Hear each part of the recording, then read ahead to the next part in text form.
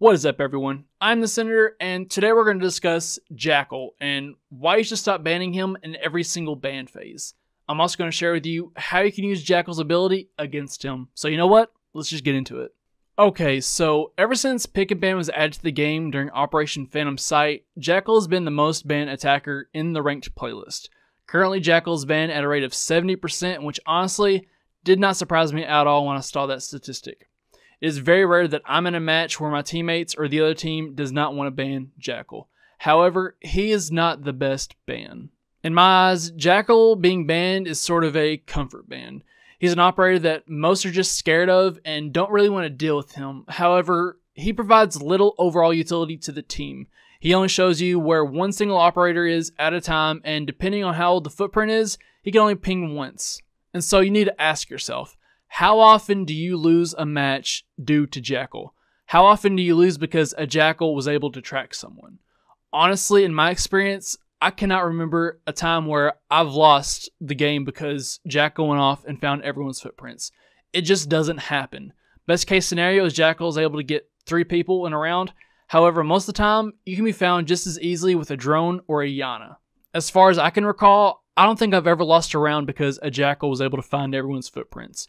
However, I have lost a round because the attacking team was able to destroy the gadgets or open a wall. So when banning an attacker, you need to ask yourself, which attacker will have the most impact when I'm defending? In my experience, Jackal has very little to no impact on the round as a whole.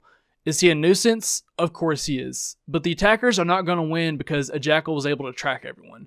Every other attacker has the ability to find out where you are, considering they each have 2 drones.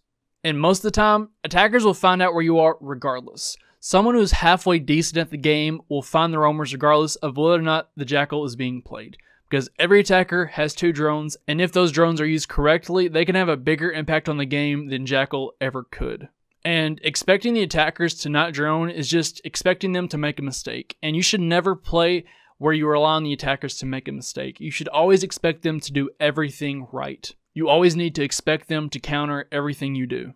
Okay, so I'm going to pause real quickly to remind you to subscribe and hit the bell icon so you can be notified every time I post. Sorry to interrupt, but your boy got a plug. So I can think of a numerous number of operators who would have a bigger impact on the attacking round that should be considered for a ban.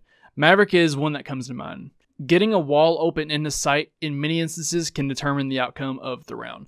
This is why you see many players ban Thatcher, because it makes sense, right? No Thatcher, no way they can open the wall.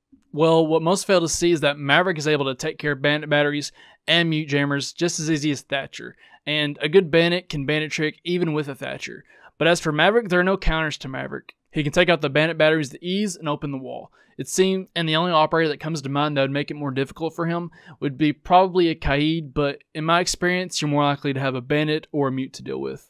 And this isn't to say that banning Thatcher is a bad idea. A lot of times banning Thatcher can be great, but I'm just using Maverick as an example because he's an operator who nobody ever really thinks to ban but can have a huge impact on the game. Another operator that would be a better ban in many instances would be a Blackbeard, especially when we look at maps such as Consulate or Outback, which are maps that consist of a lot of windows. And honestly, I would rather deal with a Jackal than a Blackbeard because at least Jackal, I know if I shoot at his head, he will die instantly. And so I'm not saying that Blackbeard is a great ban, I'm just saying that in some instances on some maps, he could be a good ban. But as a whole, I would probably rather ban Blackbeard than Jackal because Blackbeard has given me more problems than Jackal ever could. Monty is an example of another operator who would be so much better to ban than Jackal. Because someone who's very skilled with Monty can be so much scarier and have such a bigger impact than a player who's skilled with Jackal. Because honestly, it takes very little to no skill at all to play Jackal. And Jackal is more set up for players who don't like to drone or too lazy to drone. Capitao is another example. I would much rather ban a Capitao than a Jackal, considering Wamai is his only counter, but let's be real, the defense is bringing the Jaeger, not the Wamai. And being able to smoke and then block off a path with a firebolt can be extremely powerful in those smoke and plant situations. Another one would be Dokkaebi, and she's so much better than Jackal. She has the same purpose in being able to find the roamers, but is able to give everyone audio cues as to where everyone is on the map. And not only that, but she can gain access to your cams. And she's also one of those ops that takes very, very little skill to use her ability because you just push a button. But I will give props to those people who can run her and can be really effective with her DMR or, God forbid, the Boss G. And so every attacking operator that I just mentioned can have a huge impact on how the round plays out. And they provide an ability that can be used that can just be absolutely devastating to the defending team. But there are still some of you who want to ban Jackal because when you're being tracked, you panic. And you have no idea how to counter that. So here, I'm going to show you what to do whenever you're being tracked. Okay guys, so I'm going to show you how to avoid or how to deal with Jackal whenever you're being pinged by Jackal. So for this scenario, I'm just going to pick Alibi because she's a roamer that I like to use. And I've picked Bank because it's a very, very large map and you can usually expect there to be a roamer on large maps like this. So I've chosen Basement because this is probably the most popular site. Actually, it is the most popular site on the on this map. And so as a roamer, you need to go ahead and do all your placements. Say you have your Prismas out or your ADSs or whatever. And then usually as a roamer, I like to be the one that comes up here and gets the hatches. So let's just say for the sake of whatever, I got these hatches and then I'm ready to start my roam. So usually whenever we're playing a basement defense as a roamer, I like to come upstairs and I like to play in stock.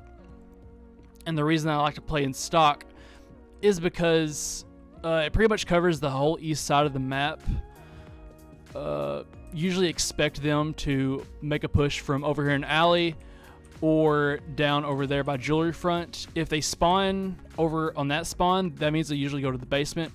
So I'll usually like to stay up here and watch for the pushes from open area or square or the janitor's closet over there. And so say I'm just hanging out here in stock waiting to, you know, hear something. And say right now I'm getting pinged. What most people do is they panic and they just start running. They're trying to run away from the pings and they don't know what to do. And that's what you need to not do. So whenever you're pinged, you need to think about where you've been, because Jackal can only ping you if he is where you've been, because his detector only has like an 8-meter long spray or whatever. So I need to think of where have I been since I started my roam. And so as you can remember, I started in basement. I came up these stairs to open area, went through open area, got those hatches, went to square, went up square stairs, down this hallway, and I'm in stock right now. So just by that, I know that Jackal is on this east to southeast side of the map because this is the only side of the map that I've been. So since I've figured that out, I have to think of, okay, he's probably near an entrance then, an entrance to this side of the map. So you need to think of all the places that he could be. So he could be, as I said, he could be in an open area, so he may be at that window down there in open area. He could also be on this balcony out here looking into square, because I walked right through here. He may be up on the skylight. I'm not sure if you can ping from up there because it has to be like 8 meters. That's 9. That's 9. So he may or may not be able to, but he could be on this balcony. He could be down there by the window to open area, or he could be coming through this janitor place, or even on this window. But those are the only places that he could be, because those are the only places that I've been. So you automatically, you know where he is. Just by him pinging you gives you an idea of where he is and where to find him. So then by that point, it's just a matter of you finding him. So an important thing to remember is, if you get pinged by Jackal, don't panic. Just don't go start running like a maniac, because I know that's what I used to do. But just always remember, you have an idea of where Jackal is. Unless you've spent this entire map just running around upstairs and downstairs and through the lobby, it'll be tougher for you. But if you roam correctly and you wait for them, and if you have a pretty good idea as to where they're going to push from, you should be able to find the Jackal no problem. Okay, so hopefully I was able to give you an idea of how you need to go about dealing with Jackal, and hopefully you won't panic whenever you're being tracked. Sorry if I stutter a lot in that. I tend to do that whenever I have to follow a script, but hopefully you're able to get the idea. And so at the end of the day, you need to be banning operators that will have a large effect on the outcome of the game. If there is an attacker that you know on a specific map will make your life extremely difficult as a defender, go ahead and ban that attacker. For instance, say that you're defending on Bank.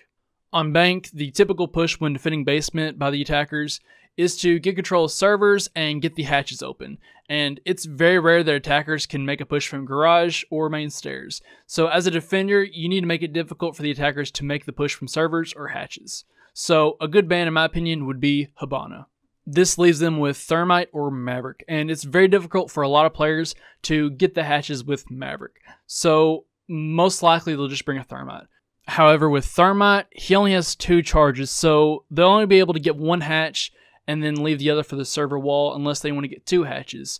And if you bring a Kaid, which you probably should if you're defending basement on bank, that makes it so much more difficult for them to do so.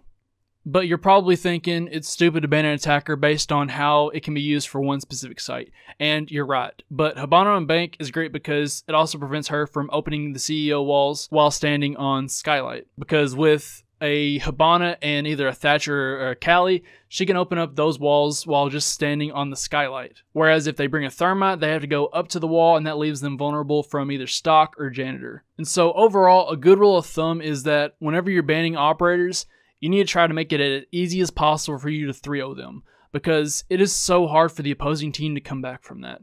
That's why you need to be strategic with your bans, and not only ban operators because they make you uncomfortable. And as I said earlier, Jackal is not going to be the downfall of your defense. It's operators that have utilities that make it easier for them to push into site and gather information. Ops like Monty, Hibana, Maverick, Nomad, and Dokkaebi. So don't ban based off of comfort. Ban based on what's going to make the attacking more difficult for the attackers. So hopefully you got something out of this video, and hopefully I was able to convince you to stop banning Jackal in every single ban phase, and just hopefully you don't hate my guts for coming out with this hot take. And I understand why you want to ban Jackal, don't get me wrong, I hate him too. But as I showed you, you can beat him, so just please try to be more strategic with your bans. And so that about does it for today. Let me know down in the comments what you think, and thanks for sticking around to the end of the video, and as always, have a good one.